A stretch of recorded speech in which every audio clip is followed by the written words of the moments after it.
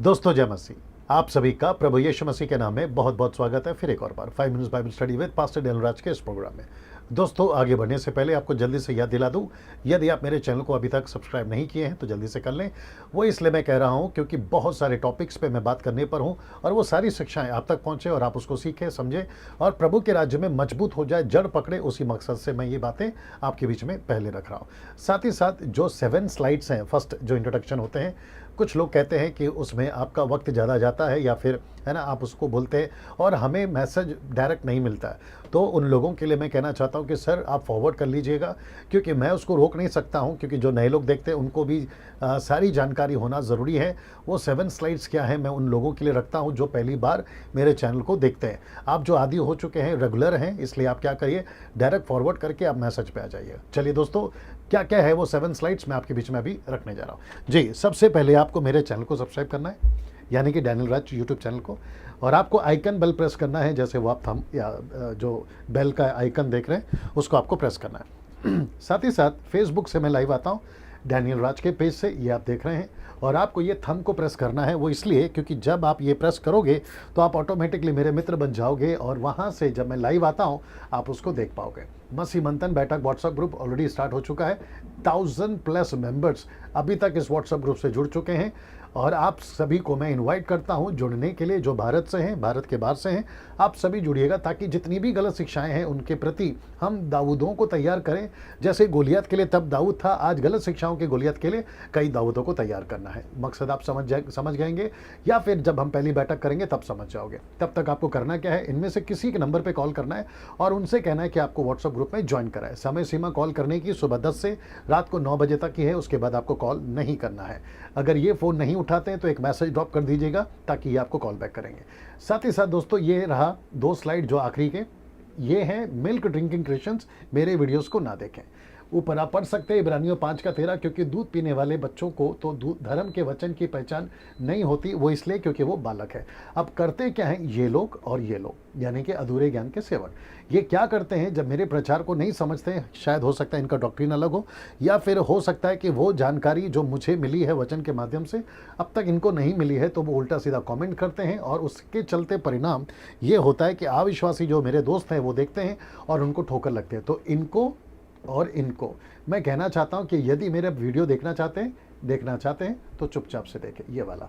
चलिए दोस्तों, आज का विषय आपके बीच में रखने जा रहा हूं। आज का विषय इंटरेस्टिंग है। जैसे मैंने कल के वीडियो में कहा था कि आप जब डैनियल राज को सुनते हो तो ऐसा ना सोचे कि मैं आपका पास्टर नहीं हूं, मैं सोशल मीडिया पे बात करने वाला एक प्रीचर हूं, लेकिन ऐसी विचारधारणा आपको नहीं रखनी है। और आज का मेरा मैसेज भी, यानी कि आज का जो टॉपिक है, इससे 90% जुड़ा हुआ है। अब टॉपिक क्या है मैं वो बता देता हूं, आपके बीच में रखने जा रहा हूं। ये रहा वो टॉपिक, कलीसिया किसकी है। मैं रिपीट करता हूं, कलीसिया किसकी है। मैं इस विषय पे बात करूंगा, कलीसिया किसकी है, पास्टर की या यीशु की। इस विषय पर हम बात करेंगे। तो मैं जैसे कह रहा था कि जब आप मुझे सुनते हो यूट्यूब पे, तो आपके सोच ये नहीं होनी चाहिए कि डैनियल राज तो हमारा पास्टर नहीं है या लीडर नहीं है, तो हम इनकी बातों पर इतना तवज्जो क्यों दें या इतना इम्पोर्टेंस क्यों दें। तो मैं चाहता हूं कि ऐसी विचार आपके अंदर नहीं आनी चाहिए। उसके लिए मेरा ये कहना है, क्योंकि हम सब यीशु की एक कलीसिया, हम कितने भी डिनोमिनेशन दुनिया में क्यों ना हो, लेकिन हम सब मिलकर यीशु की एक कलीसिया। आज का मेरा टॉपिक भी यही है और इसी से मैं कनेक्ट कर रहा हूँ। और काफ़ी कॉल्स और काफ़ी मैसेजेस में मुझे बताया जाता है कि डैनियल भाई, कुछ पास्टर्स, खैर सब तो नहीं, लेकिन कुछ पास्टर्स अपने चर्च को कहते हैं कि उसकी वीडियो मत देखो, यूट्यूब पे वीडियो मत देखो, आप उनको फॉलो मत करो, आप इनको फॉलो मत करो, आप मुझे सुनो, आप मेरे चर्च के मेंबर हैं तो आपको मुझे ही सुनना है। ऐसी वाली बातों को जब मेरे दिमाग में आई या मुझ तक पहुंचाया गया, तब ये टॉपिक जो है आपके बीच में रखना मैंने ज़रूरी समझा कि कलीसिया किसकी है, पास्टर की या यीशु की। तो मैं समझता हूं कि जब आप इसको आखिर तक देखोगे, खैर ज़्यादा लंबा वीडियो नहीं होगा, लेकिन जैसे ही आपको ये वीडियो मिलता है और अगर आपको उचित और बिब्लिकल लगता है, कॉन्टेक्स्ट में लगता है, वचन के आधारित लगता है, तो मेरी आप सभी से विनती है कि जितना हो सकता है खूब शेयर करिए। फेसबुक पर, यूट्यूब पर, क्या कहते हैं, व्हाट्सएप पर, जितना हो सकता है खूब शेयर करिए। अगर आपको शेयर करने के बाद व्हाट्सएप पर, फेसबुक पर अगर आपको कुछ लोग ऐसे कहते हैं कि डैनियल राज की वीडियो हमको मत भेजो, या फिर है ना ऐसे कोई वीडियो मत भेजो, तो मैं कहता हूं कि उनको नहीं भेजना, लेकिन भेजना जारी रखिए। और मैं वापस कहता हूं कि जैसे यीशु को पसंद नहीं करते थे उन दिनों में, क्योंकि वो खरी बातें करते थे, ऐसे ही मुझ जैसे 10% प्रचारक जो हैं आज भारत में, शायद हो सकता है कि उनको पसंद नहीं करते होंगे, लेकिन हमारा काम है कि हम परमेश्वर के वचन को फैलाते जाए। ठीक है ना? चलिए यहां से मैं आगे बढ़ूंगा। कलीसिया किसकी है, पास्टर की या यीशु की? आइए कुछ वचन पहले पढ़ते हैं। 1 कुरिन्थियों 1:10 लिखा है कि हे भाइयों, मैं तुमसे यीशु मसीह जो हमारा प्रभु है उसके नाम के द्वारा विनती करता हूँ। सी वो कहता है मैं विनती करता हूँ, रिक्वेस्ट करता हूँ। क्या करता हूँ? देखिए क्या कहता है कि तुम सब एक बात कहो। जी, वो कहता है कि तुम सब एक बात कहो। फिर कहता है मैं और तुम में फूट ना हो। फिर कहता है परंतु एक ही मन और एक ही मत। मत का मतलब है सिद्धांत, मत का मतलब है डिनोमिनेशन, मत का मतलब है पंथ। आप एक बात कहो, तुम में फूट ना हो, एक मन रहो और तुम एक मत के हो और एक मत में मिले रहो। तो इसका मतलब है, बड़े ध्यान से सुनिएगा, समझिएगा, इसका मतलब है कि पौलुस कुरिन्थियों की कलीसिया को, ऐसी कलीसिया जो उस वक्त में अपने टाइम पर बहुत पावरफुल कलीसिया थी, दानों की कोई घटी नहीं थी, चमत्कार तो पानियों की तरह बहता था, मुर्दे जिलाए जाते होंगे।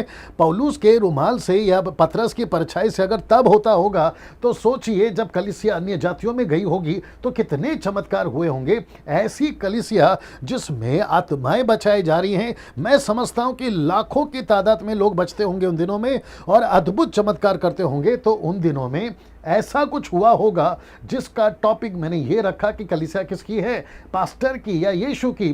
तो ऐसे वक्त में पौलुस इस वचन को रख रहा है 1 कुरिन्थियों 1:10 में कि तुम एक बात कहो, तुम में फूट ना हो, एक मन रहो और एक मत, मतलब वन डिनोमिनेशन, एक पंथ, एक ही पंथ होकर मिले रहो। अब अगला देखिए क्या कहता है, उसका कॉन्टेक्स्ट देखिए। कहता है क्योंकि हे मेरे भाइयों, खलोई के घराने के लोगों ने मुझे तुम्हारे विषय में बताया है कि तुम में झगड़े हो रहे हैं। सीरियस झगड़े हो रहे हैं। ये झगड़े किस बात पे हो रहे, मैं वो भी बता देता हूं। वचन 12 कहता है कि मेरा कहना यह है, पौलुस कहता है मेरा कहना यह है कि तुम में से कोई तो अपने आप को पौलुस का और कोई अपोलुस का। इसका मतलब है कि यहाँ पे दो पावरफुल लीडर थे।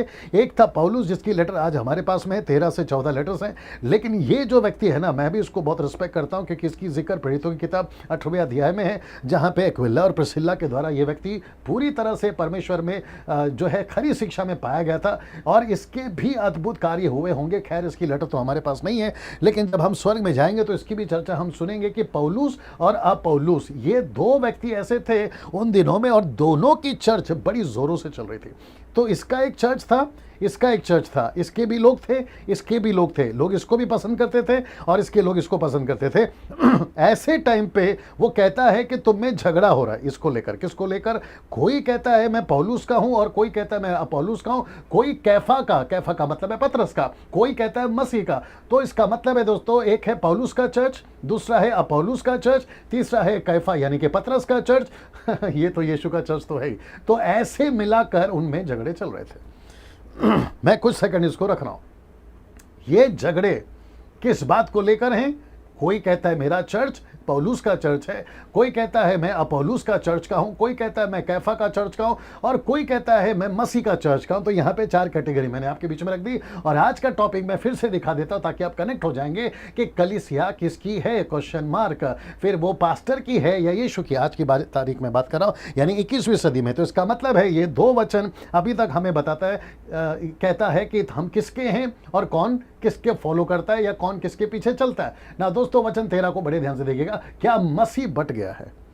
मैंने जानबूझकर इसको इतने बड़े फॉन्ट में रखा है आपके पास सामने। मैं पूछ रहा हूं क्या मसीह बट गया है? Question mark. पौलुस भी पूछ रहा है और मैं भी पूछ रहा हूं। आप पेंटिकोस्टल हैं, कैरिस्मेटिक हैं, कैथलिक हैं, सीएनआई हैं, मार्थोमा है, लूथरन हैं, आप नेशनल है, इंटरनेशनल है, आप जहां से भी हैं मैं उन सभी से पूछूंगा। मैं मुंबई के पास्टरों को पूछ रहा हूं, नागपुर के पास्टरों को पूछ रहा हूं, पूना के पास्टरों को पूछ रहा हूं, कोल्हापुर, शोलापुर, आंध्र प्रदेश, तमिलनाडु, कर्नाटका, आप नॉर्थ से हैं, गुजरात से हैं, पंजाब से हैं, आप जहां से भी हैं, मैं उन सभी पास्टरों को, उन सभी डिनोमिनेशन को पूछ रहा हूँ, आप सभी का किसी के लिए बड़ा भाई, किसी के लिए छोटा भाई, किसी के लिए एकमात्र परमेश्वर का सेवक होने के चलते पूछ रहा हूँ, क्या मसीह बट गया है?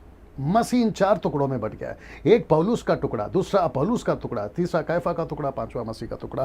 क्या ऐसे टुकड़ों में मसीह बट गया है? यही तो प्रश्न पूछ रहे हो। जी दोस्तों, आज का टॉपिक, ये मेरा प्रचार मुझे नहीं पता कितना मिनट चलेगा, लेकिन बड़ा पावरफुल है। अगर आपका हृदय, इसको, ये लाइन को इतना सुनने के बाद, अगर आपका हृदय अगर नहीं इस वक्त में हलचल कर रहा है और कोई खलबली नहीं मच रही है, तो मैं समझता हूं कि आपका जो ज़मीर है वो कहीं ना कहीं मर गया है।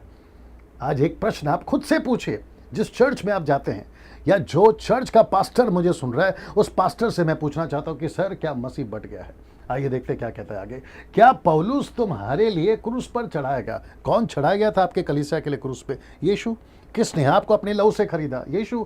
आपको किसने बचाया? यीशु। हम सब किसके हैं? यीशु। इसलिए तो वो प्रश्न यहाँ पर रख रहा है, क्या मसीह बट गया है? ना दोस्तों, ये तुम्हें या तुम्हें पौलुस के नाम पर बपतिस्मा मिला है, ये बातों को वो चर्च के कॉन्टेक्स्ट में बात कर रहा है ना। दोस्तों इसको देखिए, मैंने ये विषय क्यों चुना बात करने के लिए? मैंने इस विषय को क्यों चुना कि कलीसिया किसकी है, यीशु की या पतरस की, क्षमा करें, यीशु की या पास्टर की? इस विषय को मैंने क्यों चुना ना दोस्तों, कुछ कॉन्सेप्ट्स चल रहे हैं आजकल मसीह समाज में या मसीह मार्केट में। मैं जैसे कहता हूं, वो कौन से कॉन्सेप्ट है मैं आपके बीच में रखने जा रहा हूं। सबसे पहला कहते हैं मेरा चर्च तेरा चर्च, ये आजकल बड़े जोरों से चल रहा है। कुछ कहते हैं मेरा चर्च ही सही चर्च है, फिर कुछ कहते हैं, तीसरा कहता है मेरा चर्च छोड़कर कहीं और नहीं जाना। इसका मतलब है, एक कॉन्सेप्ट क्या कहता है, मेरा चर्च तेरा चर्च, दूसरा कहते हैं मेरा चर्च ही सही है, फिर कुछ लोग कहते हैं मेरा चर्च छोड़कर कहीं नहीं जाना। तो इसका मतलब है दोस्तों कि ये कॉन्सेप्ट चल रहा है आज मसीह समाज में, इसलिए ये विषय को मैंने चुना ना। जो भी मुझे अभी सुन रहा है, मैं वापस कहता हूं, हम सब सर्वव्यापी यानी कि यूनिवर्सल चर्च के मेंबर्स हैं, हम सब एक हैं।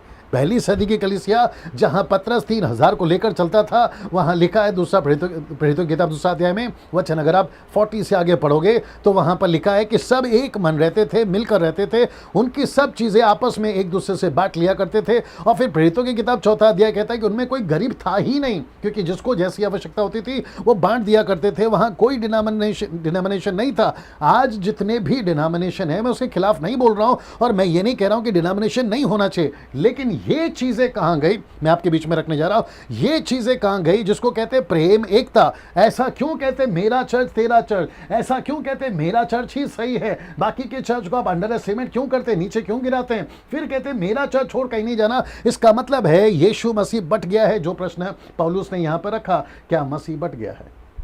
जी दोस्तों, ये क्या मसीह बट गया?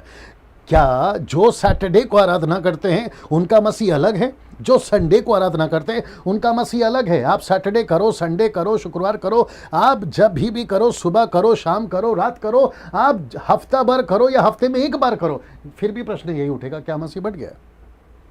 कोई कैसा भी करे, वो परमेश्वर का है, परमेश्वर उसको लेकर चलता है। अगर सिद्धांत सही है, पिता पुत्र पवित्र आत्मा वाले, मैं उसी कैटेगरी में बात कर रहा हूं। मैं माता यरूशलेम की बात नहीं कर रहा हूं, मैं मरियम की आराधना करने वालों की बात नहीं कर रहा हूं, मैं यीशु, केवल यीशु, उसकी बात नहीं कर रहा हूं। ऐसे और साथ ही साथ जवा विटनेस और सर्वशक्तिमान बिजली चमकने वाली बातें, मैं उन सब की तो बात ही नहीं कर रहा हूं, क्योंकि वो तो कल्ट ग्रुप में आता है। मैं बात कर रहा हूं जो पिता पुत्र पवित्र आत्मा को मानने वाले, ऐसी शिक्षा वाले जो संपूर्ण बाइबल को मानते हैं, मैं उनकी बात कर रहा हूं। उनमें मसीह क्यों बट गया, मैं वो कॉन्टेक्स्ट में आ रहा हूं ना। दोस्तों इसको देख लीजिएगा, बड़े ध्यान से देखिएगा। ये तो मैं इस वजह से आज का टॉपिक को चुना ना। मेरा चर्च तेरा चर्च, मेरा चर्च सही है, तेरा मेरा चर्च छोड़कर कहीं नहीं जाना, ऐसी जो बातें हैं आजकल चल रही है ना। आजकल कलीसिया के चक्कर में, मतलब कलीसिया चर्च के चक्कर में हम आपस में मिलकर रहना भूल गए हैं। जी दोस्तों, मैं रिपीट कर देता हूं कि आजकल कलीसिया के चक्कर में हम आपस में मिलकर रहना क्या हो गए हैं, भूल गए हैं। ये क्या चक्कर है कलीसिया का, डिनोमिनेशन का? मेरा चर्च बड़ा है, मेरा चर्च का डेकोरेशन बहुत अच्छा है, मेरा चर्च का पास्टर बहुत अच्छा है, पास्टर कहता है कि मेरी चर्च की क्वायर बहुत अच्छी है, मेरा चर्च का प्रचार बहुत अच्छा होता है, हमारे चर्च में तो अनॉइंटिंग आती है, हमारे चर्च में तो पवित्र आत्मा बहता है। ऐसा दूसरे चर्च में नहीं होता। कोई साइकिल वाला पास्टर है तो उसको BMW वाला पास्टर तुच्छ जानता है, BMW वाला साइकिल वाले को तुच्छ जानता है। मुझे नहीं समझ में आता। फिर प्रश्न उठता है, क्या मसीह बट गया? तो ऐसे चक्कर में हम क्या भूल गए हैं? आपस में मिलकर रहना भूल गए। आपका बड़ा चर्च है, आपको सलूट है, आप तक रखिए। किसी का झोपड़े पे चर्च है, उसको भी सलूट है, उसको भी अपने तक रखिए। लेकिन मेरा प्रश्न यह है कि झोपड़े वाला चर्च बड़े चर्च वाले को तुच्छ क्यों जानता है और बड़ा चर्च वाला छोटे चर्च को तुच्छ क्यों जानता है? ये आपस में मिलकर रहने वाली बातें कहाँ गई ना। यूहन्ना 17:20 बड़ा पावरफुल स्क्रिप्चर है। कहता है 17 का 20 में, मैं केवल इन्हीं के लिए विनती नहीं करता परंतु उनके लिए भी जो इनके वचन के द्वारा मुझ पर विश्वास करेंगे कि वे सब एक हों। ये यीशु की प्रार्थना है। 17वां अध्याय जो है वो यीशु की प्रार्थना है और कहता है, पिता से वो प्रार्थना करता है कि जैसे हम एक हैं वैसे ये एक हों। तो इसका मतलब है कि जो चेले थे वो एक हों और जो चेलों के द्वारा वचन सुनकर यीशु पर विश्वास करेंगे वे भी एक हो। तो ये था पहली सदी और ये है 21वीं सदी। और अगर यही प्रचार में 22वीं सदी में किसी को प्रचार करते हुए या कोई प्रचार करते हुए, तो ये वचन वहां तक के लिए लागू हो जाएगा। तो वहां पर भी एकता में रहना है और यहां पर भी एकता में रहना। ना इसको देखिए, सबसे बड़ा दान कौन सा है? बड़े ध्यान से सुनिएगा, आज सबसे बड़ा दान कौन सा है? कुछ लोग कहते हैं कि आप लोग अन्य भाषा में बात नहीं करते इसलिए हम आपसे कोई मेल जोल नहीं रखेंगे। कोई कहता है मेरे पास तो भविष्यवाणी का दान है। कोई कहता है मेरा पास्टर ने तो इतने मुर्दे जिंदा किए हैं। ये खास करके साउथ अफ्रीका से बहुत चलता है। कुछ लोग कहते हैं हमारा चर्च जो है वो बाकी चर्चों की तरह नहीं है, हमारे चर्च में तो हजारों की भीड़ आती है। तो मैं ऐसे लोगों को कहना चाहता हूं कि सर, सबसे बड़ा दान वो नहीं है कि आप कितनी भाषाओं में बात करते हैं,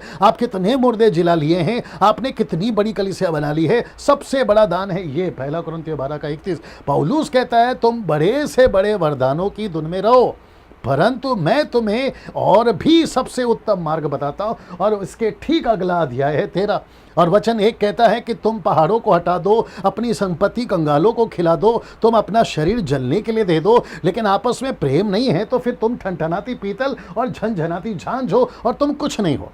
तो इसका मतलब है सबसे बड़ा मार्ग क्या है? आपस में प्रेम करना, मिले रहना। ना इसको देखिए, 1 यूहन्ना 4:20 क्या कहता है? देखिए लिखा है, यदि कोई कहे कि मैं परमेश्वर से प्रेम रखता हूं, यदि कोई कहे मतलब ये कोई पास्टर कह सकता है, ये कोई चर्च का मेंबर कह सकता है, ये कोई डिनोमिनेशन कह सकता है, कहता है कि मैं परमेश्वर से प्रेम रखता हूं। और फिर अगला लाइन देखिए, कहता है अपने भाई से बैर रखे, मतलब दूसरे पास्टर से बैर रखे, दूसरे चर्च से बैर रखे, दूसरे चर्च के मेंबरों से बैर रखे, तो वो क्या है? वो झूठा है। आप कौन है, क्या है, उससे कोई फर्क नहीं पड़ता सर, लेकिन अगर आपस में प्रेम नहीं है तो तुम झूठे हो। फिर कहता है क्योंकि जो अपने भाई से जिसे उसने देखा है प्रेम नहीं रखता तो वह परमेश्वर, तो जिस मैं वापस पढ़ देता हूं, क्योंकि जो अपने भाई से जिसे उसने देखा है प्रेम नहीं रखता तो वह परमेश्वर से भी जिसने उसे नहीं देखा प्रेम नहीं रख सकता। तो जिसको देख रहे हो उसको प्रेम नहीं रख रहे हो, तो जो नहीं दिखता परमेश्वर, उससे तुम क्या प्रेम रखोगे बताइए? तो यहाँ पे लेखक कह रहा है, दरअसल में लेखक जो है ना वो तो हमारे कपड़े उतार रहा है, मतलब वो तो हमको शर्मिंदा कर रहा है, वो तो हमको यहाँ पर खुलेआम डांट लगा रहा है। इसको कहते हैं कि शॉल में लपेट कर चप्पल मार रहा है। बड़े ध्यान से समझना होगा, वो कह रहा है कि तुम परमेश्वर को नहीं देखे और कहते हो प्यार करता हूं, लेकिन जो तुम्हारे खुद के चर्च में है, पड़ोस का चर्च है, पड़ोस का पास्टर है, तुम उससे प्यार नहीं रखते, तो तुम परमेश्वर से क्या प्यार रखोगे? तुम तो फिर झूठे हो गए ना। इसको देखिए, आज मसीह सेवकों के बीच बहुत गड़बड़ी है, नफरत की सारी सीमा लांघ चुके हैं। मैं आपको बताता हूं कैसे। मुझे मिनिस्ट्री में 26 साल हो गए दोस्तों, और मैं हर तबके के लोगों के बीच में उठ बैठ चुका हूं। जो मुझे नहीं जानते, मैं उन सभी के लिए एक लाइन में बता दूं कि पास्टर डैनियल राज ने मात्र 5 साल में या 6 साल में कम से कम 30 से 35 हज़ार पास्टर्स एंड लीडर्स को ट्रेन किया है महान आज्ञा के प्रति, और हर डिनोमिनेशन में मैं घूम चुका हूं अभी खास करके। लेकिन उसके पहले 20 साल तो मैं हर तरह के लोगों के बीच में उठता था, बड़ी बड़ी सभाओं में गीत गाया करता था, वर्शिप किया करता था। खैर नाम तो किसी का नहीं लूंगा, उसको सबको काउंट करते हुए, सबको ऑब्जर्व करते हुए, और आजकल तो खास करके बड़ी नज़दीकी से, खैर सबसे दूर हूं लेकिन बड़ी नज़दीकी से देख रहा हूं कि आपस में सेवकों में बड़ी गड़बड़ी है। और नफरत तो इतना है, एक पास्टर का दूसरे पास्टर से नहीं जम रहा, एक सेवक दूसरे सेवक को पसंद नहीं करता है, एक चर्च दूसरे चर्च को नफरत करता है। अगर चर्च आपस में एक दिन मिल भी जाती है तो ऐसी देखती है कि मानो मैं समझता हूँ दूसरे बॉर्डर का है। दूसरे बॉर्डर से आप समझ गए होंगे मेरा इशारा किधर है। तो ऐसी हरकतें आज चल रही हैं ना। इसको देखिए, हर रविवार बॉसगिरी होती है कलीसियाओं में। मैं रिपीट करता हूं कि हर रविवार बॉसगिरी होती है कलीसियाओं में। इसका मतलब क्या मालूम है? यहां नहीं जाना, उसको नहीं सुनना, वो पास्टर का चर्च ठीक नहीं है, ऐसी बॉसगिरी चलती है चर्च में। तो चर्च के जो मेंबर हैं, जो मुझे कई कॉल्स और मैसेजेस करते हैं, वो कहते हैं कि पास्टर जी, हमारे पास्टर तो कहते हैं कि उस चर्च में नहीं जाना, उसको नहीं सुनना। और यूट्यूब पे जो प्रचार करते हैं, कभी कभी तो मेरा नाम भी आता है और कहते हैं कि डैनियल राज को भी नहीं सुनना। मुझे नहीं समझ में आता है। मैं फिर पूछूंगा, क्या मसीह बट गया? तो इसका मतलब है कलीसिया है किसकी? यीशु की या पास्टर की? अब यही तो प्रश्न उठ गया ना। अगर कलीसिया यीशु की है तो चर्च में बॉसगिरी क्यों चल रही है? जी, मैं रिपीट कर रहा हूँ, अगर कलीसिया यीशु की है तो चर्च में बॉसगिरी क्यों चल रही है? पास्टर को अभी मोदी साहब का नाम बीच में आ जाएगा, फिर भी बता देता हूँ। पास्टर को परमेश्वर ने चौकीदार बना के रखा है चर्च में, जिसको कहते हैं वॉचमैन। वो वॉचमैन है, वो चौकीदार है चर्च का। जैसे मैं भी चर्च का पास्टर हूं, मैं चर्च पे बॉसगिरी नहीं कर सकता। अच्छा, मुझे एक और चीज़ समझ में नहीं आती, ये स्लाइड को रखते हुए बात करूंगा कि मुझे नहीं समझ में आता कि चर्च के पास्टरों को डर क्यों लगता है कि अगर उनका चर्च का मेंबर अगर दूसरे चर्च में जाता है तो उसमें दिक्कत क्या है? वो तो अपने प्रभु के पास ही है ना। फर्क इतना है कि वो दूसरे चर्च में जा रहा है, मतलब उनका पास्टर अलग है, आपका चर्च का पास्टर अलग है, लेकिन परमेश्वर तो एक ही है ना। तो दिक्कत क्या है? अच्छा, अगर आपको इतना डर है कि वहाँ पे जाने से वो वहाँ का हो जाएगा, तो फिर आप ऐसा खाना खिलाओ कि वो लौट कर वापस आ जाए, जैसे उड़ाऊ पुत्र लौट कर आ गया। क्योंकि उड़ाऊ पुत्र बाप के चक्कर में लौट कर नहीं आया, उसको खाने के चक्कर में बाप याद आया। तो वैसे ही आपका चर्च का मेंबर भले किसी भी कोने में चले जाए, वो लौटकर आप ही के पास में आएगा, क्योंकि जो खाना आप खिला रहे हो सकता है दूसरा चर्च का पास्टर नहीं खिला रहा है। तो फिर आपको डर किस बात की है? अच्छा, ये क्यों कहते हो कि उसको नहीं सुनना, इसको नहीं सुनना? क्यों, इसमें इतना डर क्यों है? अगर आप सही सिखा रहे हो, वचन को सिखा रहे हो, तो फिर आपको डरना नहीं चाहिए। अच्छा, डरते कौन है, भेजते कौन नहीं है? जिसकी खुद की स्टडी सही नहीं है, जिसका खुद का वचन सही नहीं है, वो डर के मारे। और मैं आपको ये बता दूं, अगर ऐसा कोई पास्टर अभी मुझे सुन रहा है, मैं उनको बताना चाहता हूं कि सर, आप जितना दबा दबा के रखोगे चर्च के मेंबर, अगर जिस दिन होशियार हो गए ना, आपकी सारी धमकियों को लांग कर वो जरूर वहां चले जाएंगे, क्योंकि वचन कहता है मेरी भीड़ मेरी आवाज सुनेगी। डैनियल राज किसी चर्च का बॉस नहीं है, आप भी किसी चर्च के बॉस नहीं है। कोई भी पृथ्वी पे पास्टर कितना भी बड़ा हो, लाख की कलीसिया हो या 10 लाख की कलीसिया हो, कोई भी चर्च का पास्टर उसका बॉस नहीं है। बॉस एक ही है और वो है यीशु। इसलिए तो लिखा ना इब्रानियों के 13 का 20 में कि सबसे बड़ा पास्टर यीशु है ना। इसको देखिए, लूका की किताब उसका 10 का 20 क्या कहता है? तो भी इससे आनंदित मत हो कि आत्मा तुम्हारे वश में है। ये बात हो रही है यीशु के 70 चेलों की। वो गए थे, चमत्कार कर कर आए, और उनको लगा कि हमारे हाथ में तो हमारे वश में तो आत्माएं हैं, हम तो जब चाहे दुष्ट आत्मा निकाल सकते हैं। तो यीशु ने कहा कि इससे आनंदित मत हो कि आत्मा तुम्हारे वश में है। अब जरा देखिएगा, परंतु इससे आनंदित हो कि तुम्हारे नाम स्वर्ग पर लिखे हैं। तो इसका मतलब है दोस्तों, हम सबको ये समझना होगा कि हम कितने पावरफुल हैं वो इंपॉर्टेंट नहीं है, हम कितने दान से भरे हैं वो इंपॉर्टेंट नहीं है, लेकिन हमारा नाम जीवन की पुस्तक में, उसकी आनंद मनाना है। और ये जीवन की पुस्तक से नाम क्यों कट जाएगा, मैं आपके बीच में आ रहा हूं। जीवन की पुस्तक से नाम क्यों कट जाएगा? ऐसा डर और ऐसी चौकन्ना या ऐसी होशियार करने वाली बात यीशु ने क्यों कही 70 चेलों को? क्योंकि 70 चेले इतने पावरफुल हो गए थे, उनके हाथों से चमत्कार हो रहा था, और उनको ऐसा लग रहा था कि हम इतने पावरफुल हैं। 70 में से कोई किसी को कहता होगा, अरे मैंने तो इतनी दुष्ट आत्मा निकाली, तूने कितनी निकाली? अरे मैंने तो इतने मुर्दे जिंदा किया, तूने कितने किया? अरे मेरी भीड़ तो बहुत है, तेरी भीड़ कितनी है? उसके चक्कर में यीशु ने कहा कि इसके चक्कर में कहीं तुम आपस में नफरत कर बैठो, तुम में कहीं आशमा ना आ जाए, ऐसी कोई बातें ना आ जाए, और उसके चलते तुम्हारा नाम जीवन की पुस्तक से ना कट जाए। उसके चलते यीशु ने ये वार्निंग दी है।